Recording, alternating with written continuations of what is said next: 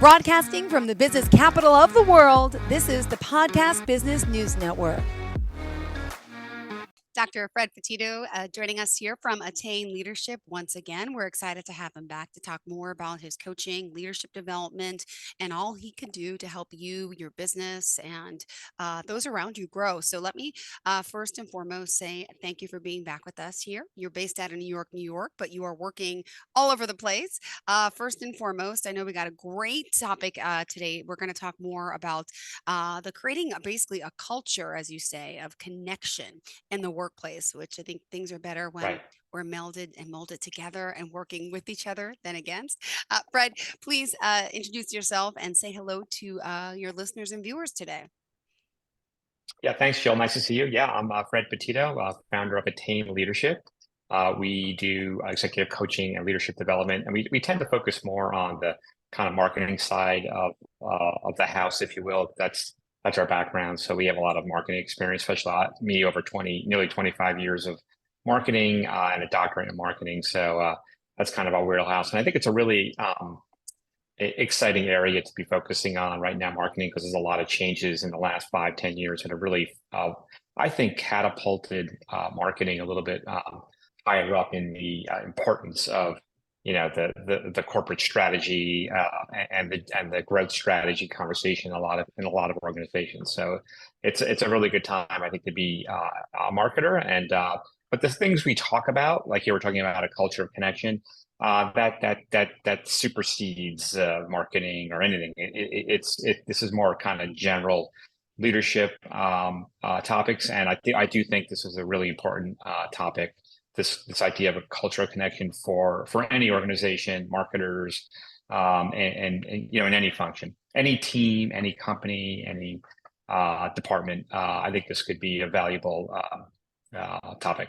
Awesome. Well, thank you. We're happy to have you back here. And let's just remind everyone of how we can reach you.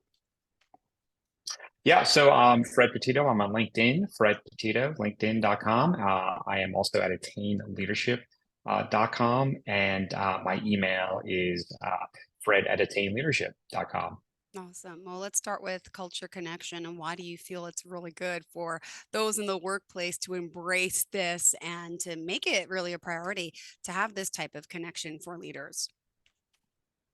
Yeah, I think that this falls under the general umbrella of cultivating a really productive workplace culture, and so we all know culture is it's such an important force in determining the success of companies. And there's a great quote. I think it's Peter Drucker said years ago that that culture eats strategy for breakfast.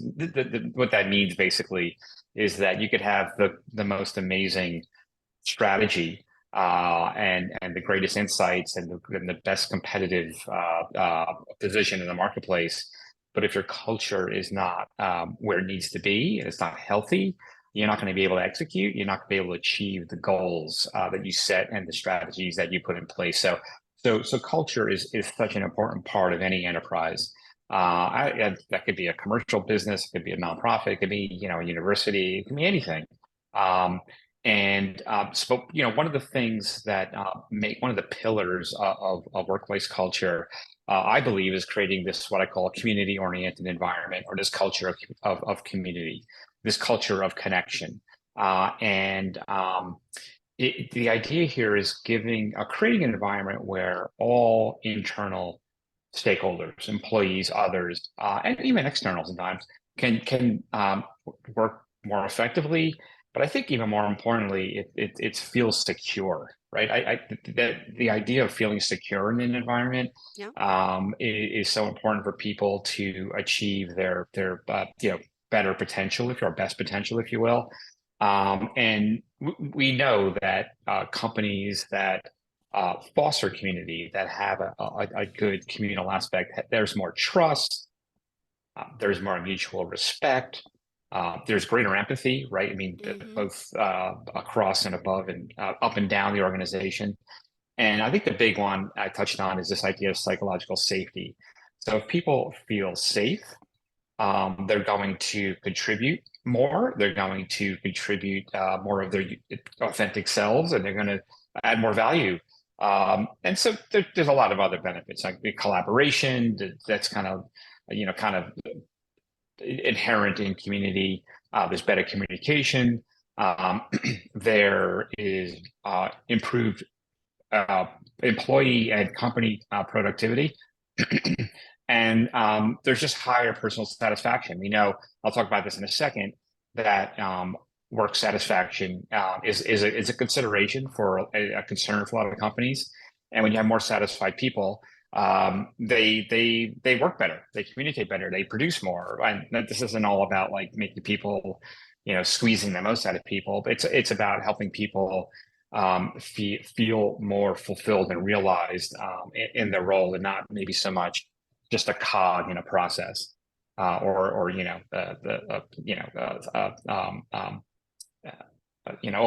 a worker just brought in to produce a good or service. There's more to that. So I do think that cultivating this strong culture and community should be an important priority for leaders, team leaders, organizational leaders, etc. Perfect. Now, does it happen mostly organically, or does it really come from the top with the corporation or team leader or boss, or, how do you get this type of culture? Would you mind sharing, or maybe different ways, different companies? Yeah, you would think that it would happen organically. I think people we're naturally we're social beings.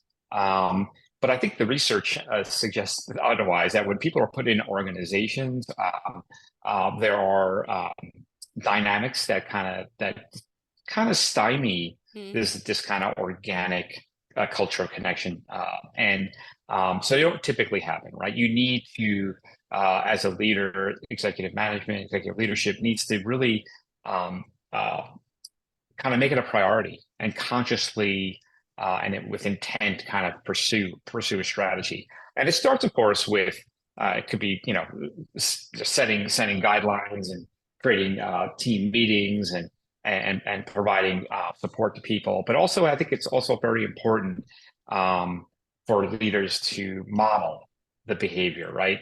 And so that it becomes not only the norm but the expectation. And I don't think, in my experience, I think some leaders are better at this than others. But it's interesting. The Harvard Business Review published some research a few years ago, and basically said that top reasons why collaboration and a culture of connection is not a natural process is that people operate in silos. Okay. They tend to, they want to, they sometimes often think that it's more efficient if I just focus heads down and get my job done.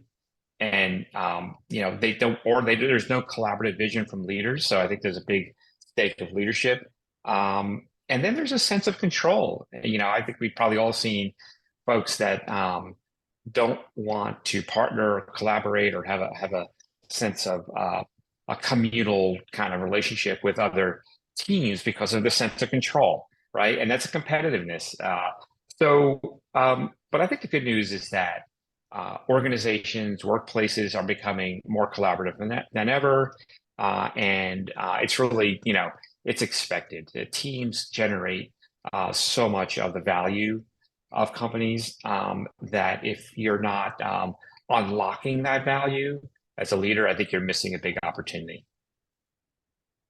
Now, also, just to remind everyone here at Attain Leadership, we're talking to Dr. Fred Petito here about creating really a culture that's more inclusive, right? In a sense, in connection in the workplace. Could you share some maybe evidence of the power of connection really working and this type of collaboration? So is there any like real research behind all this to kind of back this theory? I'm assuming there is. Yeah, it's interesting. Yeah, absolutely. So there were a series of studies, I think it's probably about 5 or 6 years ago, from Stanford, and it was really interesting the way they designed the study. It was a little sneaky, which is not uncommon in study design, but they got a group of participants, right? People who work in organizations, or I'm not sure if it was graduate students or people who were working in the workforce, and they were told that they were working virtually and they were collaborating virtually Mm-hmm. on a series of projects, and they had a control group where people were said that that you were working alone on a project, and then people who are working as part of a team, a virtual team. And the research basically wanted to test the level of contribution Mm-hmm. of those that were working solo versus those that were working on a team. And the research showed that those that were working virtually, collaborating virtually, were significantly more motivated to take on and stick to very difficult, even like unsolvable problems and tasks. So basically, the research showed that they persisted longer on a very challenging assignment than someone working solo. They showed more interest in the project. They had more engagement. Kind of working on it. And again, this is all illusion, right? There Mm-hmm. was no collaborative feature, but it was kind of presented and to them such that it was. They were more engrossed and performed better on the task, right? They had higher levels of satisfaction. This thing we call intrinsic motivation, right? They actually enjoyed the work, and interesting studies. There were 5 or 6 studies, and they all kind of showed the same thing. And basically, the point is that people, when they're working on teams, when they're collaborating, when there's a sense of community, Mm-hmm. they work at a higher level. Another study did the same thing. I think this is with Babson College. This was a study actually it was with 1,100 companies, and I think they looked at actually, it was more of an observational study, but they Okay. found that companies that promoted connection and collaboration at work were five times as likely to be high performing. That's a pretty good data set, 1,100 companies, and 5 times that 5 times as likely to be high performing that's a pretty good metric. So I think the data is pretty strong, and I think it's pretty compelling. I think obvious it's common sense too, but I think it's good to have data as well, of course. Got it. Well, thank you for sharing that. And please remind us how we can reach you and at Attain Leadership, your website, phone number, anything of the sort. Yeah, attainleadership.com, Fred at Attain Leadership, and of course on LinkedIn, Fred Petito and Attain Leadership. We have LinkedIn pages for both, Facebook as well. So you can reach us in any of those platforms. All right. Thank you so much. And let's move on and talk more about some barriers, I think, right? We're talking about some of the things that can get away of this type of connection and communication, shall I say, within an organization. Yeah, absolutely. I mean, I think I think we're still at a very kind of weird time. It's been a while since the pandemic has kind of slowed down and dissipated, but there's still a lot of talk about working remote, hybrid work, return to office. It was a big piece in the Wall Street Journal lately about the senior executives at a big aerospace company that weren't really showing up in the office very much, and kind of missing the opportunity to build community and connection in the workplace. And it's had a lot of people kind of questioning the leadership. So it's an important topic, and I think post pandemic. You just have a lot of people spending more time out of the office, Mm-hmm. and in hybrid or full-time or remote situations, and it's social interaction is difficult, right? It's not really happening at the same level, and we all know that it's hard to uh, I think collaborate it's harder remote than it is in person, and so when you think about that and you put this in the context of employee satisfaction and engagement. Gallup is a great research company that does periodic, I think it's quarterly or several times a year, they look at employee satisfaction and engagement. And those are two different things. Are you satisfied and are you engaged? And these both of these measures are pretty low, kind of lowest levels of over 15 years. Basically about 27%, no, I'm sorry, 20% of people are not satisfied at work or not engaged at work. And a few years ago, it was up to about 27%. So Yeah. that's pretty low. The level of engagement is just not great, and the level of satisfaction at work is just not great. And just also being honest, millennials and Gen Z kind of, as a cohort are questioning or more likely to question the intrinsic value of work, right? They tend to have a little bit of a different attitude than older generations about work. So, if they feel like they're just being hired to produce a good or a service and not really part of something that's bigger that activates them on a more emotional level, it's going to be hard to get them to perform at their highest potential. Another big roadblock here is we're in a time of increased polarization and distrust. If you look at things like the Edelman Trust Barometer, there's as the country becomes a little bit more divided, you see stats like 70% would not help somebody who had differing views of themselves, or 80% would not want to live in the same neighborhood or work in the same company as people with differing views. So those are pretty scary numbers. So there's this kind of latent polarization, if you will. So I think organizations that create community, create collaboration, create an environment that encourages social interaction, I think are going to do better. Yeah. All right. Well, thank you so much for sharing that. And we still have more to talk about here with Attain Leadership. And the next one, my internet is out, so I can't refresh the page. What was our next topic? Trying to refresh. It's Oh, not well, I'm working. sorry to hear that. That's all right. It's just up. So what should leaders do? Sorry, it's back. Oh, What specific steps can we take? There you go, right? Did I jump the gun? Yeah, that was it. no, Perfect. perfect. That's perfect. Thank you. Yeah, I think there's definitely there's a lot of things that people could do, whether you're a C-level, a department lead, or just a project team leader. The idea here is what can you do to cultivate and encourage a culture of connection and collaboration. I think on a personal level, I think it's just take the initiative, be courageous.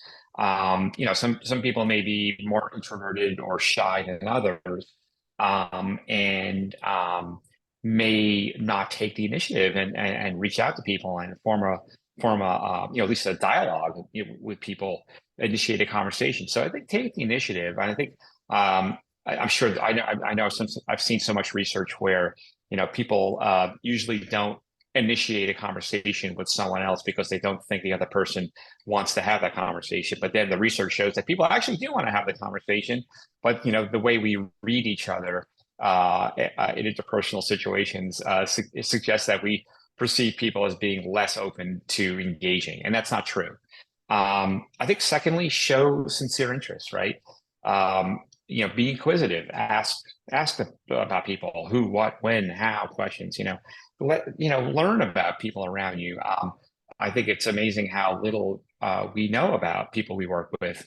And then especially for leaders, I think this idea of being present and practicing active listening. So that's kind of the third thing, right? Like make eye contact, listen to understand rather than to respond. I think that's a big one. So listen to understand rather than listen so that you know what to say in response to that person. A lot of the times people in supervisory roles, they take a very functional view of communication with their people on their team, and that could be, that doesn't really cultivate a very warm sense.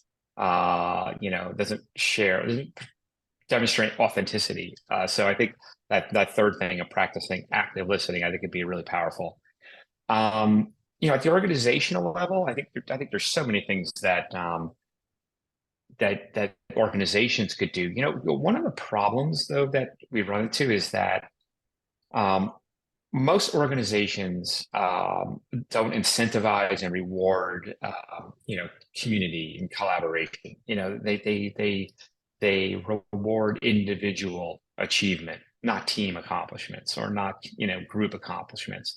So I think that's a big thing that organizations can do is uh, reward team and community and collaboration, and make it as something that is a priority.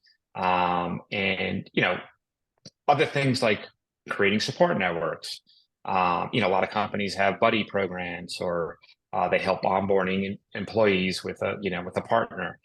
So that helps make people feel comfortable, and gives them an avenue to have a honest dialogue with a colleague. Um, provide more opportunities for growth. Community-oriented workplaces provide employees opportunities to engage, but also to grow. And growth doesn't necessarily mean a promotion. It could be, but it could be learning more about the business or learning some skills. So I think that kind of um, creating opportunities for growth in many different ways is a great way to create community, to create a culture of collaboration. And I think, also kind of at the organizational level, that's kind of third thing they could do is make a personal investment, and bring people into the fold. A lot of companies, a lot of executives in the past have taken a very top-down, command and control approach to decision making, and they don't really give their employees a stake in the process. If they open that up, right, and they involve employees in the decision-making process, that makes them feel part of something, right? It gives them that's kind of a psychic reward there. Right? You feel like you're able to somehow shape the world you work in, and the world the environment you're working in, and I think that's a very powerful emotional benefit to employees. So yeah, I think there's a lot of things that individuals you can do on an individual level and also at a corporate level to improve that sense of community. And I do think, just going back to that data from that Babson study, 5 times more likely to be high performing. That's motivation enough to want to unlock the power of that community. And it really, at the end of the day, I think it's all about what people kind of want from the work environment, right? We are a social species, and I think when people feel like they're able to function naturally in an environment, they're going to perform better. I agree. And that's clearly what you do. And for those new to the show, we're almost out of time. Do you want to just tell us a little bit more of your background, the types of people and companies that you can help? Yeah, absolutely. So I have almost close to 25 years in the marketing services industry. I've been in various C-level chief strategy officer roles, chief experience officer roles. Been a department lead for going on 15 years, and I've worked across many different industries, many different flavors of marketing. My experience is all in marketing, so everything from brand strategy, brand management, to digital and experiential, paid performance marketing. So I've kind of seen it all. I've built and led teams over my during my career, so Attain Leadership really, our whole mission is to bring the best of executive development and leadership development, um, um, techniques, modalities, whatever you want to call them, and apply them to marketers, because I do believe that the marketing profession has grown significantly, and has become a more important player in organizations over the recent years. And I think there's a great opportunity for marketers to really step into that opportunity and really show up strong in the organization. And we all know that the turnover among CMOs and senior marketers is a lot higher than other functions in the organization. And I think that it's time for marketing to really solidify its position as one of the leaders in the C-suite and driving the corporate strategy and the growth strategy for their companies. And I think coaching helps. So that's why we focus in this area. Perfect. Well, thank you so much. Pleasure having you here. And again, remind us how we can reach you, please. AttainLeadership.com, Fred at Attain Leadership, Fred Petito on LinkedIn, Attain Leadership on LinkedIn, and Attain Leadership on Facebook. Beautiful. Well, thank you so much for being here, and always a pleasure to have you. And thank you for the topic of conversation today and for doing what you do. Are you looking for even more of the podcasts and hosts that you love? The Podcast Business News Network is proud to announce that you now have even more ways to listen live. Check out the MyTuner Radio, online radio box, and Simple Radio apps on iOS and Android, or find us online. Search for Business News Network on mytuner-radio.com, or search Podcast Business News Network on streama.com and onlineradiobox.com/US. Take your podcast on the go and don't miss a minute of the action.